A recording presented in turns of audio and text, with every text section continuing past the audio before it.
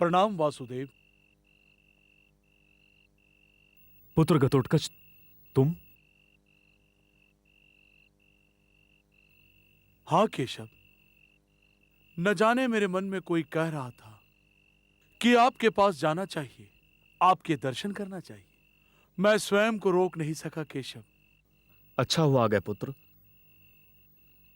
तुम्हें देखकर मुझे प्रसन्नता हुई। केशव, किंतु आपके माथे पर चिंताएं की रेखाएं देखकर मुझे तनिक भी प्रसन्नता नहीं हुई। आप तो इस संसार में चिंताओं से निवारण करते हैं, आपको किस बात की चिंता केशव? पुत्र, मुझे इस बात की चिंता है कि मुझे हर पल संसार के निवारण की चिंता रहती है। तो इस समय किस बात की चिंता है केशव?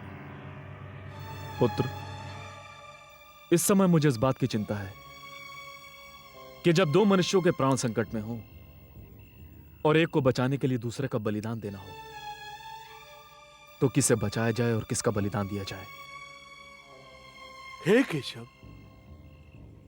मुझ में इतना साहस नहीं कि मैं आपके समक्ष तर्क वितर्क कर सकूं, किंतु हे द्वारिकाधीश, जब ऐसी स्थिति आ जाए तो उसके प्राणों की रक्षा अधिक महत्वपूर्ण होती है। जो अधिक कल्याणकारी हो, अधिक लाभदायक हो, अधिक आवश्यक हो। पुत्र घटोत्कच, यदि एक आवश्यक हो और दूसरा प्रिय है, तो क्या किया जाए? यदि आवश्यक महत्वपूर्ण हो, यदि आवश्यकता ने धर्म पर विजय की हो, तो स्नेह का बलिदान कर देना चाहिए केशव।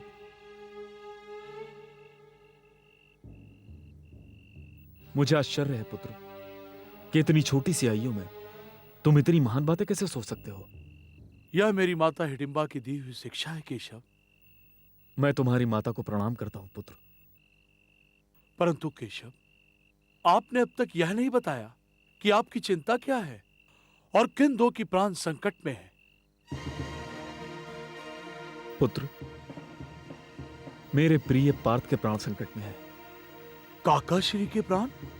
हां पुत्र, और पार्थ के प्राणों की रक्षा तभी की जा सकती है जब कोई दूसरा व्यक्ति स्वयं अपने प्राणों का बलिदान दे दे। हुए ना दो प्राण संकट में। अब और कहने की आवश्यकता नहीं है केशव। कृपया मुझे बताएं कि काका श्री के प्राण की रक्षा करने के लिए मुझे क्या करना होगा। काका श्री के प्राण की रक्षा करने के लिए मैं अपनी बलि भी देने में संकोच नहीं करूंगा केशव। नहीं पुत्र, इसमें मृत्यु निश्चित ही है। केशव, इस संसार में हर की मृत्यु निश्चित है।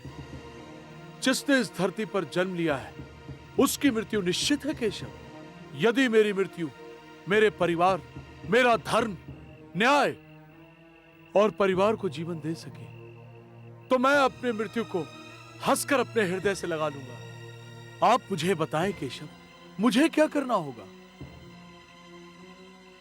पुत्र घटोत्कच, तुम्हें रणभूमि में कल अंगराज कर्ण को इतना त्रस्त करना होगा कि वो घबराकर देवराज के दिए हुए दिव्य अस्त्र का प्रयोग करे।